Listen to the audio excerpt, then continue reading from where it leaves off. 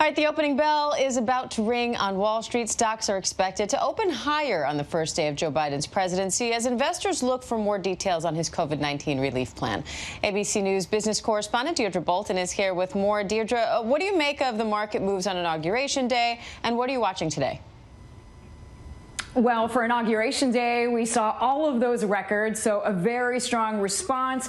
Today, we have a little bit more of a muted setup, but I think longer term, Diane, when I've been speaking with investors about what they think, they are focused on two key points.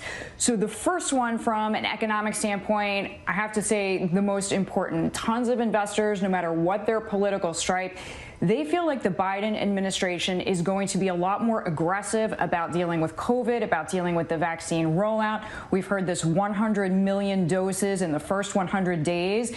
And all citizens, investors included, are focused on that because it's really the resurgence of COVID-19 that is holding back so many sectors of our economy. So most investors think that the Biden administration is going to attack that in a much more aggressive way, and that's going to be a positive both for the stock market and for the economy. The other is more tone-wise, and again, I've been speaking with investors of all political stripes, no matter who they voted for, who they will vote for. They really feel like this message of unity is very good for the stock market because it limits the downside. You're limiting risk. You're taking out a lot of unknowns. You're taking out a lot of uncertainties just by the fact that there seems to be hope for a little bit more transparency policy-wise.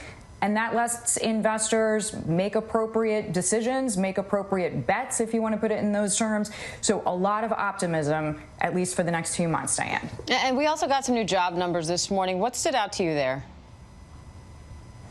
So the view there is more dire. So 900,000 Americans applying for first-time unemployment benefits. And what's disturbing about this number is that none of the holiday data is included there. So it's kind of the first week of clean data that we've gotten, and it shows that, quite frankly, we're still struggling from a labor market perspective. So you have more than, or actually close to, 16 million Americans receiving some form of unemployment benefit. We are now 44 weeks into this downturn based on COVID. Now, there are some who see a silver lining in that, and they say once the vaccine rollout is done, once it is at least a little bit more widespread, then you will have sectors be able to hire more workers. And I'm thinking about hospitality, restoration, tourism.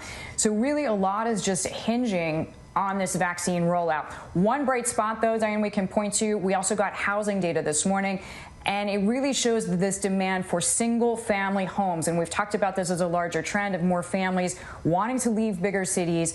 In any case, that is really supporting the housing market. More people want to build individual homes. We're seeing the best levels since 2006. So if you're looking for bright spots, housing is certainly one of them. Diane? All right. We'll take the bright spots as we get them. Deirdre Bolton, thank you. Hi, everyone. George Stephanopoulos here. Thanks for checking out the ABC News YouTube channel. If you'd like to get more videos, show highlights, and watch live event coverage, click on the right over here to subscribe to our channel. And don't forget to download the ABC News app for breaking news alerts. Thanks for watching.